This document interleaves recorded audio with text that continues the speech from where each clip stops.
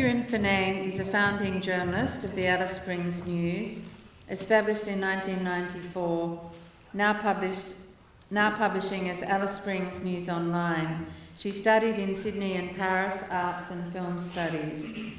Her early employment was in television, but she's found her true home in print. Moving to Alice Springs in 1987, her journalism has covered a rich variety of situations in Central Australia, with a commitment to recognising complexity. She contributes arts, writing and journalism to national publications, including Griffith Review, Inside Story, Art Monthly Australia and Art Link. In 2016, her book of long-form journalism, Trouble, on Trial in Central Australia, was published by the University of Queensland Press.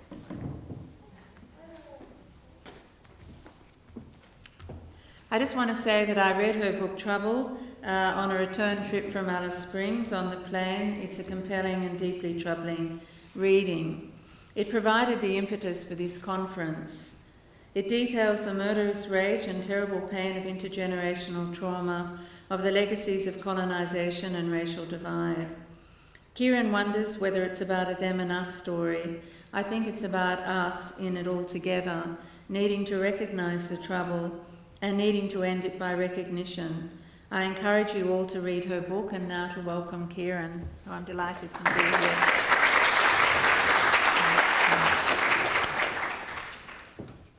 As a journalist, I am almost by definition someone who tells other people's stories. Alexis Wright will talk about some of the consequences of that this afternoon, and I take many of her points. Yet I live and do my journalist's work in a place where us and other are not always or not entirely mutually exclusive. In venturing to talk about this, I obviously need to bear in mind that I speak from a position of belonging to the dominant culture, albeit a woman's position. Clearly, I can never say us in relation to Aboriginal experience. I cannot see it from the inside, but I can try to see and hear when Aboriginal people act and speak, seeking to be seen and heard. In this sense and others, grounded in day-to-day life in a place like Alice Springs, of school, sport, the arts, work, not to mention creating families together, it is possible to be part of a community with local Aboriginal people. A community situated in the space between us, where we must go to meet one another.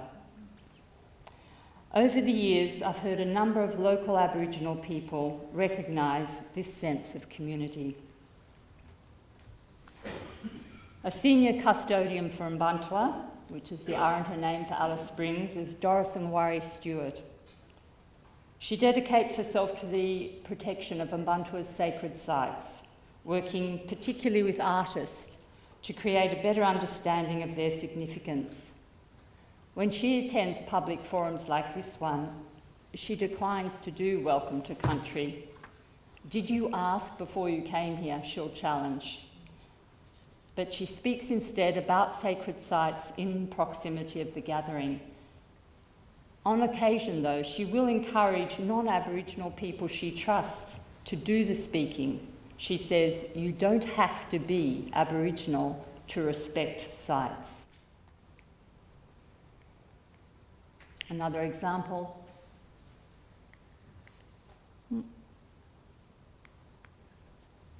A quite trenchant Aboriginal political figure of a few years back, he looks at Darryl Pearce, in a public forum on future urban planning, recognised the long relationship between Arrernte traditional owners and the historical non-Aboriginal people of the town. We just don't want you to turn into the hysterical people, he said. Not everyone lives up to this hope, of course, but there are many who do or who try to. The history Darryl Pearce recognised and the bridges it has built between people was also called upon by the Arrernte rider and related families when their much-loved relative died at the hands of 5 young white men. I will talk more later about their extraordinary leadership at this time, but for now I just want to recall the words of one of them, Karen Little, in response to the sentencing of the killers. "We all live in this community as Aboriginal and non-Aboriginal people, and long-term residents must stick together," she said.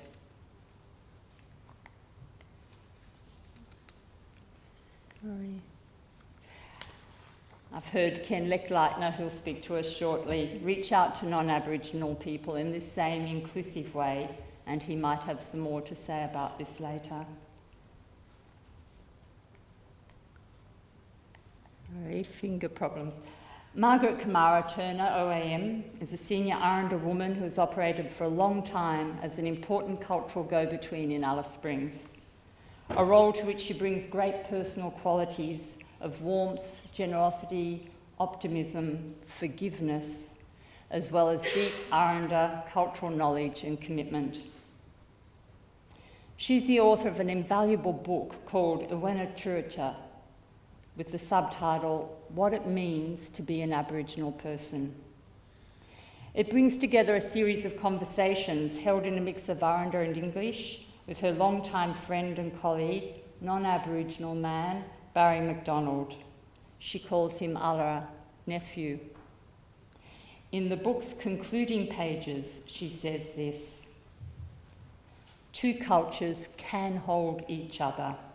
I understand that because I know how I can relate with non-Aboriginal people as well as with my own.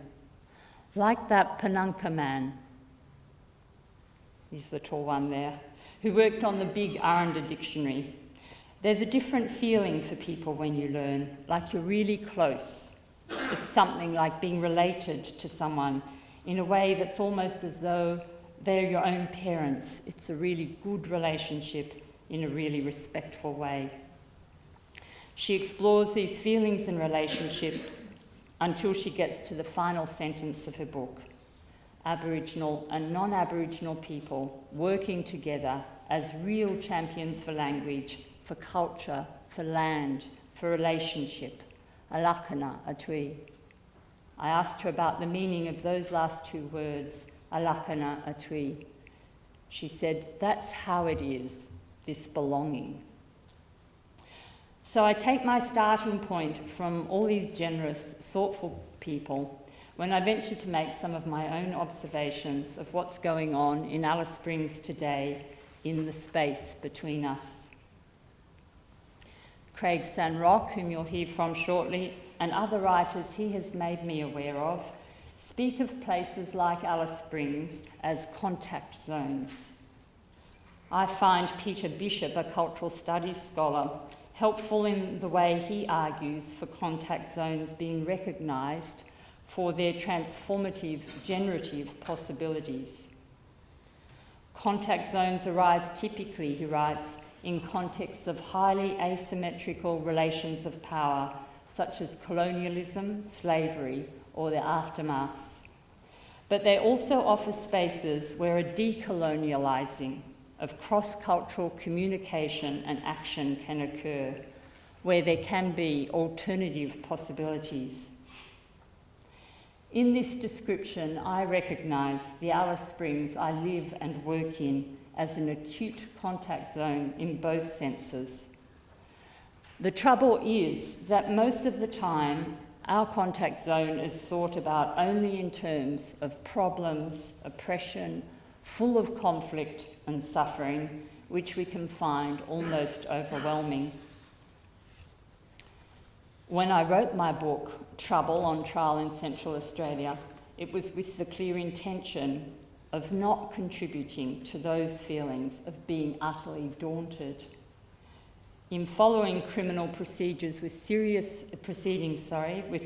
violence, mostly killings at their heart, contextualising them to the point that I do, with a strong attention to the facts, but without judgment or sensationalism, with compassion, but without sentimentality. I wanted to draw attention to the ways in which Central Australia's trouble belongs to our ordinary. that the day of trouble begins like our other days, until those moments from which there's no return. This is why the trouble can't simply be locked away, why it is not susceptible to crude social engineering efforts. It is in our ordinary life, with all its defects, that we also find the possibilities and relationships for change.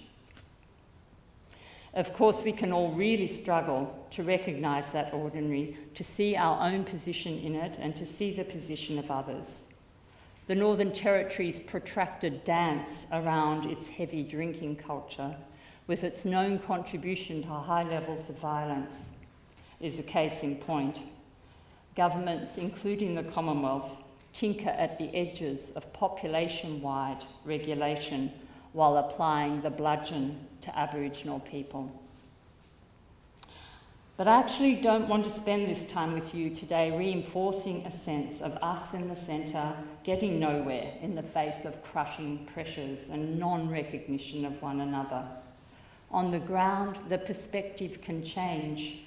What people say and do with one another changes it in a constant push and pull. It is in that shifting ground that we can find hope and a way forward. In relation to constitutional recognition specifically, we've yet to hear a collective position from Aboriginal people in Central Australia. Their First Nations regional dialogue, organised by the Central Council, will actually be held at the end of next week, and from there they'll send delegates to Uluru for the National Convention that will put forward a question for all Australian voters.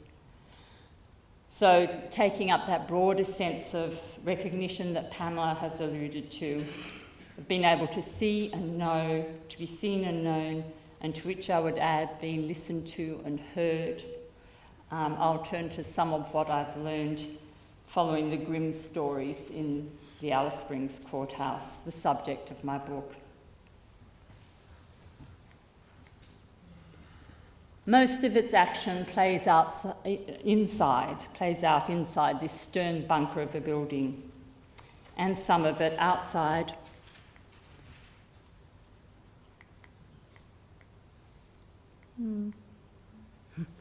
Across the road on the so-called courthouse lawns. This was a particularly troublesome day during the trial of Liam Jarrah. On many a court day, though, they provide a waiting place where mostly Aboriginal people gather, perhaps ahead of a matter that concerns them, perhaps in support of one another. These settings are about to undergo significant change in a manifestation of non-recognition that is a frustrating big step backwards. From the courthouse lawns, looking across to the river, you can see the grand old tree, a sacred site on an important songline.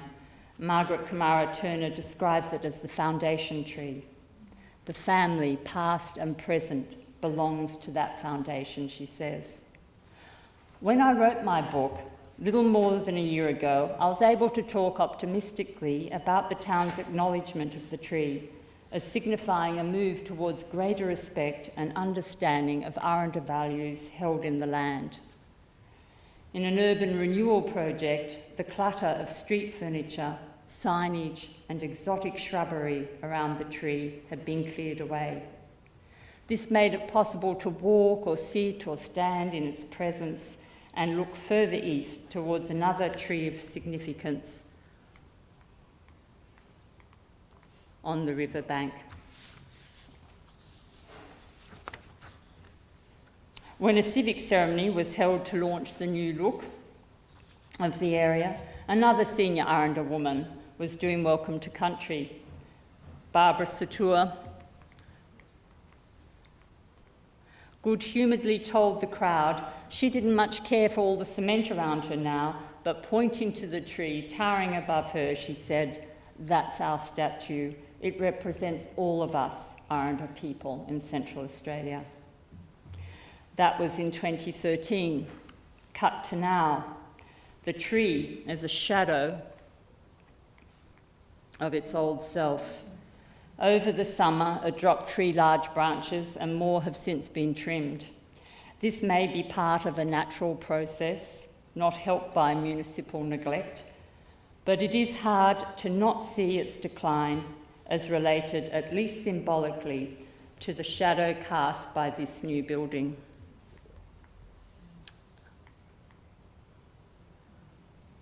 This is the new Alice Springs home for the Supreme Court of the Northern Territory. So that monolith up there. The proximity to the tree and indeed the whole presence of this building in the town centre is troubling. It looms over its surroundings. It's the first structure to have been built beyond the old town-wide limit of 3 stories. It has 5. And as such, it asserts itself within the triangle around the centre of the town created by 3 sacred hills, which you can see clearly in this Google Earth view. So that's the CBD in the middle of that triangle. Not so long ago, there was extensive discussion about future urban design and construction showing greater respect to these hills as a way of acknowledging the presence in the land and within the contemporary town of Aranda culture and law. Since then, that aspiration has not only been ignored but actively undermined. There have been recent insensitive built encroachments on 2 of the hills, some of them in spite of protests from senior Aranda custodians. In this context, the Supreme Court building can be read as an assertion in Aranda country of the towering monolith of Australian and Northern Territory law.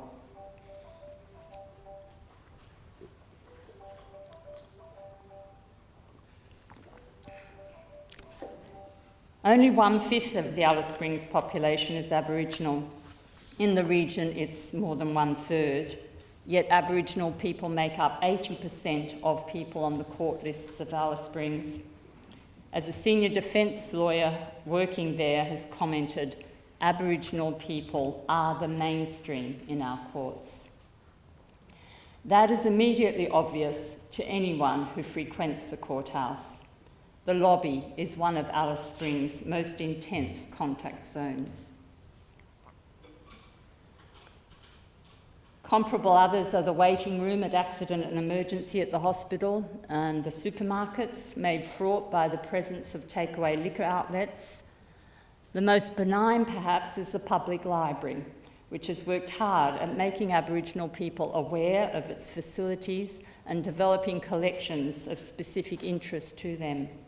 It's a fine example of realising the transformative, generative possibilities of our contact zone. For a long time, the courts in the Northern Territory wrestled with the contact zone, exploring degrees of formal and effective acknowledgement of the social context of Aboriginal people in the jurisdiction, including the survival of customary law in the lives of many. However, in the post-intervention years, the judiciary has been forced by the Commonwealth to turn its back on customary law, even for the purposes of sentencing and bail applications. The message has been that mainstream law is not interested in their difference. It, and it alone, must prevail.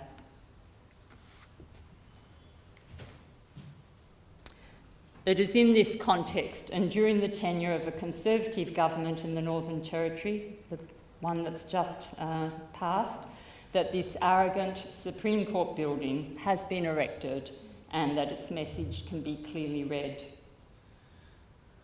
Acceptance of the message, though, is another matter. In many ways and contexts, Aboriginal people in Central Australia have proved to be remarkably resistant to mainstreaming. This comes with gains and losses, but Aboriginal political voice and strength, as well as the weight of all those things that get summed up as Indigenous disadvantage, have forced change. As much as some might like to hang on to it, the romantic image of Alice Springs as a hardy outback town has had to recede, and with it many of the town's political and social complacencies, its oppressions and discriminations. Though others come in their stead, the old frontier settler ways are critically under pressure from contemporary Aboriginal ways. And this is not just reactive. There are many instances of Aboriginal people and organisations setting their own agendas. Craig Sanrock will be describing some that he's familiar with, and we'll hear, of course, from men in the audience themselves, our presenters, sorry. And this can even happen to a degree, this assertion of an agenda, in a hardline institutional environment such as the courts of today. So I'll look now at some examples of different ways that Aboriginal people have sought to be seen and heard in the court. I'm mostly not talking about perpetrators here, but the people around them, what they had to say about the perpetrators' actions, whether expressed through resistance to the court's processes, active participation, or in the case of the Ryder family, as they sought justice through the legal process, using the tragedy thrust upon them to show exemplary leadership to Alice Springs as a whole. These examples go to, as I see it, a determination of those involved, family of perpetrators or victims, to act in the ways available to them, to not simply be buffeted by events. They also reveal different ways in which the relationship of ordinary Aboriginal people in the centre with mainstream law is evolving alongside the coexisting and evolving governance of their everyday lives by their own mores and law. Resistance first. A young man, Sebastian Kunos, just 19 years old at the time of his arrest, was charged with the murder of his partner, the mother of two of his children, Kumanjai Nelson. She was 22. He ultimately pleaded guilty to her reckless manslaughter. After Kunos had been charged and remanded in custody, there was an early mention of his case in court by video link from the jail. I expected the public gallery to be all but deserted. In fact, it was full of 20 to 30 members of Kunos' family, as became obvious from their eager smiles when he entered the tiny video link room. The court did its brief business, the case was adjourned, Kunos was told he could go. As one, the visitors raised their arms in a wave to him. There were more smiles, but not so much as a murmur. As soon as he was gone, they all got up and filed silently from the courtroom. It was a poignant moment, but who was it for? Kunos may have been able to see a few of them, perhaps an impression of some arms raised, but no more than that. Was it for the magistrate, the lawyers, a show of clan strength, of their own judgment of this son, fiercely loved in spite of what he may have done? Was it for themselves, a way of demonstrating their relatedness, of showing support to one another in a time of trouble? Whatever the answer, the family continued to make their presence felt throughout the hearing.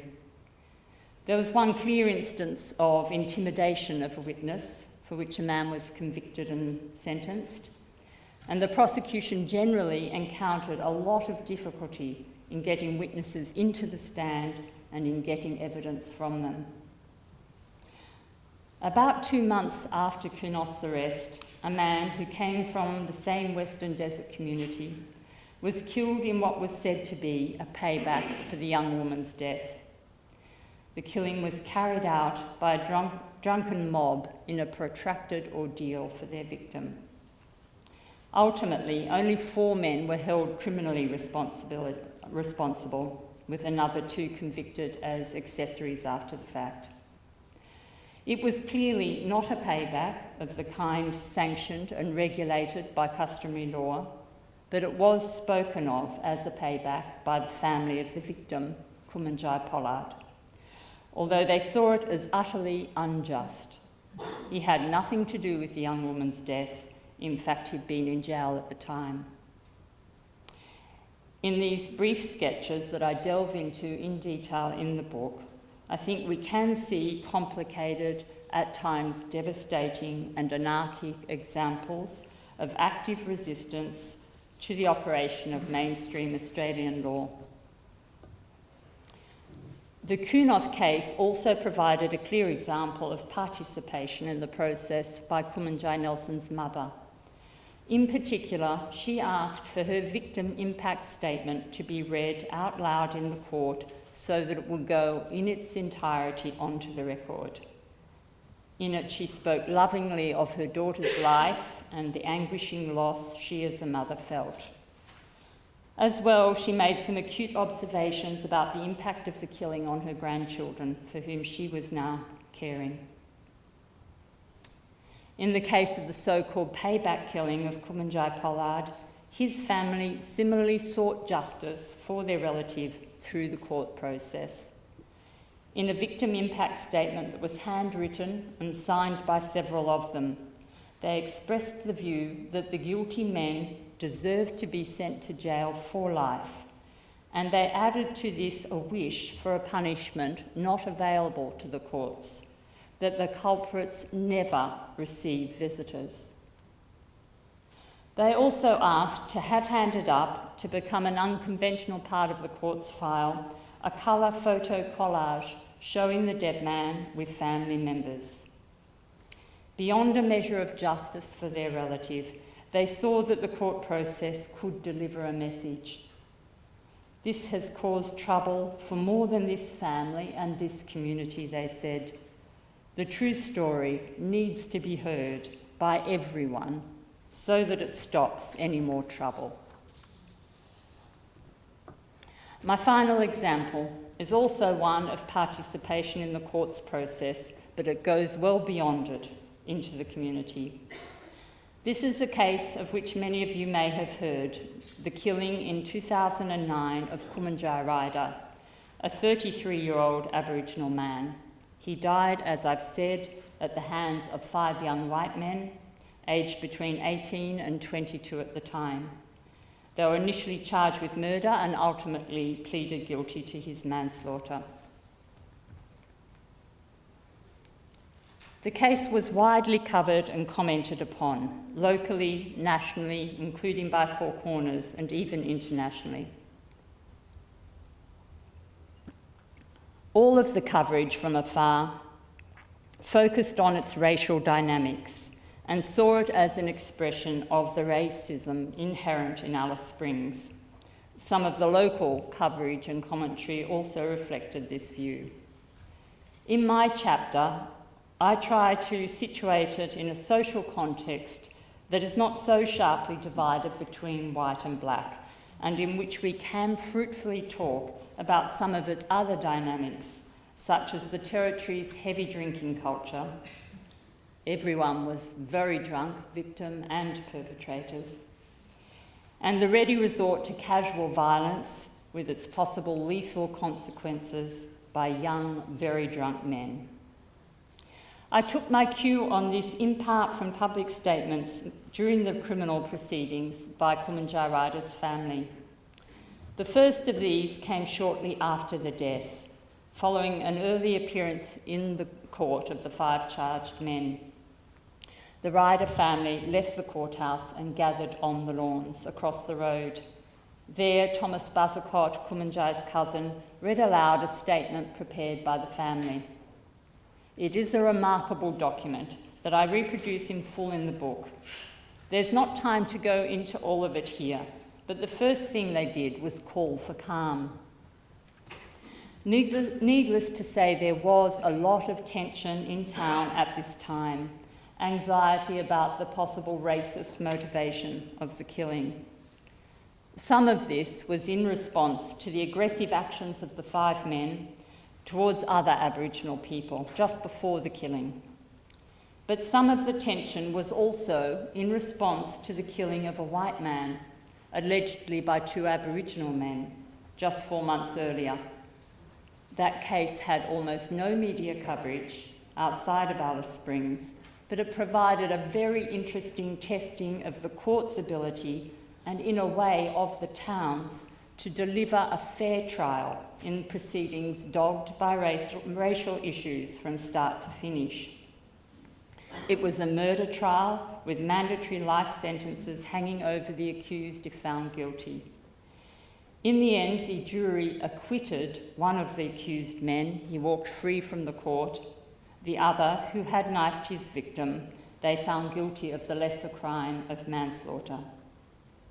This case was still not settled, though, when the Ryder family were standing on the courthouse lawns and calling for calm.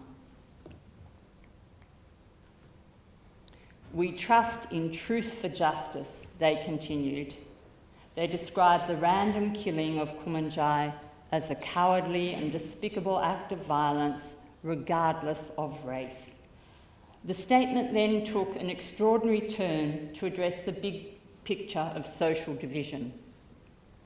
I expect at the forefront of their minds were the sweeping changes under the Commonwealth's intervention that was then 2 years old. Perhaps they were also thinking about public places bylaws proposed by the Town Council being fiercely debated right at that time, as well as the Territory's year-old overhaul of local government that had dissolved the old system of Aboriginal community councils. I will read their next 2 paragraphs unabridged.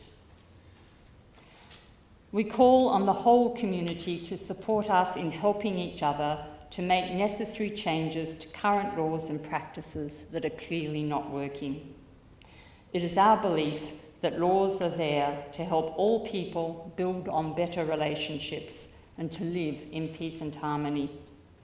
We need to allow for better understanding of the different cultures and work towards respecting our differences and beliefs. This will certainly reduce violence in the community, which has been affecting each and every one of us. We are calling for the healing of the people, and as it is human emotions influenced by drug and alcohol abuse that is impacting on our lives. Current laws are creating unnecessary conflict within the community. This is a vulnerable time," their statement continues, "when all young children and youth need our strength and courage to protect them. It is they who need our constant vigilance and guidance. Through our love and support as parents and families, we must help them to live better lives, to allow for cultural exchange, to broaden their learning in life, and help them to achieve their dreams and aspirations. This is a crucial time for the whole community and governments to come together through compassion and understanding as human beings and as one community." Such breadth and generosity does not commonly mark the public discourse in Alice Springs, and it was not yet 2 weeks since the death. It was very moving to hear. In the private domain and smaller scale contexts, some of which I've spoken of earlier, there can be great friendship, creative endeavour, goodwill and kindness between people and across cultures. But in contrast, the public domain is often small-minded and begrudging, or embittered and full of complaint. More than most commentators, the Ryder family saw in the tragedy of Kumanjai's death and its circumstances an opportunity for the community to learn and grow. I wish I could say that Alice Springs as a whole was living up to the large vision of the task before us as expressed by the Ryder family. But there are many people in town, many groups, organisations, Aboriginal and other Australians, active in a whole range of fields, striving in that direction. In our contact zone, in the foreseeable future, this push and pull between oppressive, damaging forces and transformative ones will continue, bringing to the fore the latter, recognising them, will surely help shift the balance. Thank you. Thank you.